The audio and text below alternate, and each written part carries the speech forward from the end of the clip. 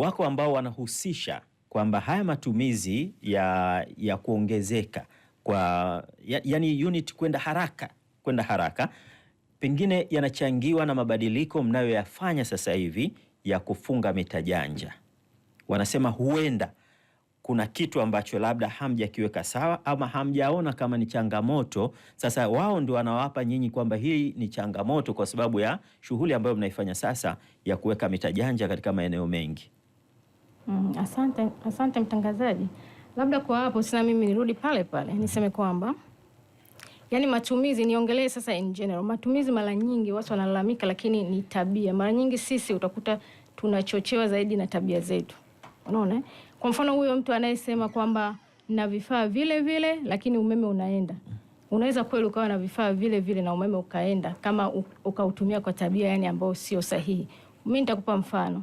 Uko majumbani kwetu, hata sisi huko tuna nyumba huko, utakuta dada wa kazi ameacha taa oni utakuta TV oni, utakuta sisi wenye AC labda angalau moja AC oni na hayupo ndani, yupo nje. Sawa, vifaa vyangu ni vile vile, taa, AC, friji, lakini sasa kama navitumia vibaya, moja kwa moja matumizi yataongezeka. Kwa mara nyingi unakuta ni tabia zinatuponza. Ndio maana hao unakuta sema vifaa ni vile vile, lakini je, hata tabia zake ni zile zile? Inawezekana zamani labda alikuwa anakaa single huko peke yake, anakuwa na monitor, lakini sasa hizi labda ana watu wengi pale ndani, hawezi hata kucontrol. Watoto wamekuja wamewasha, wameacha pasi inawaka pale, mitaa inawaka, mitaa ya nje inawaka masaa 24 badala ya 12. Sasa unategemea nini? Kama tabia ni zile zile.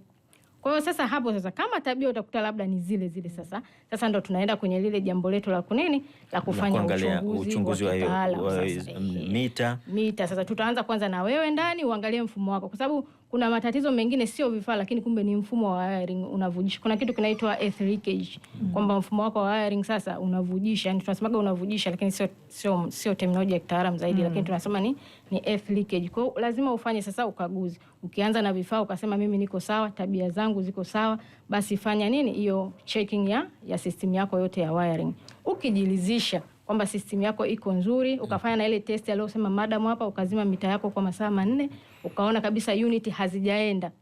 Sisi tutakuja tutaitest ile mita. Kwa sababu hizi mita bwana zina muda. Kama mita imekaa muda mrefu sana, mita ina miaka 10, 15, 20, lazima itakuwa imepunguza ufanisi wake. Unaona Nyinyi ni wahandisi na mara nyingi mnapofanya kazi zenu mnafanya kazi za kitaalamu. Katika utaalamu wenu wa kuiangalia mitambo, maana ndio mnacheza na hiyo mitambo yenu ya umeme, kwamba umeme hapa umekuja. Maana pia tulishaambiwa na nyinyi wenyewe wataalamu kwamba kuna wakati pia huwa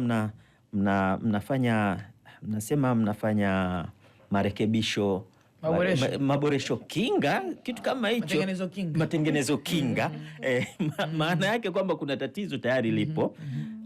Pengine haya matatizo yanayojitokeza mpaka nyinyi mnakwenda kurekebisha hapo, hamjaona yanaweza yakawa pia ni sababu ya kumwathiri huyu mtumiaji wa mwisho? Hapana. Hapana, kwa sababu yale matengenezo, ukisikia matengenezo kinga ni kama ina Kiingereza tunasema preventive maintenance.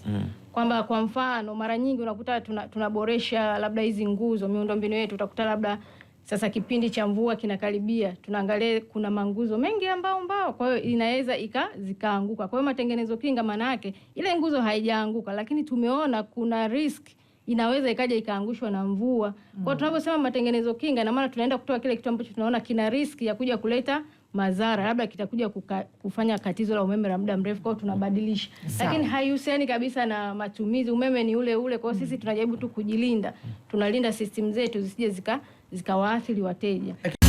FM.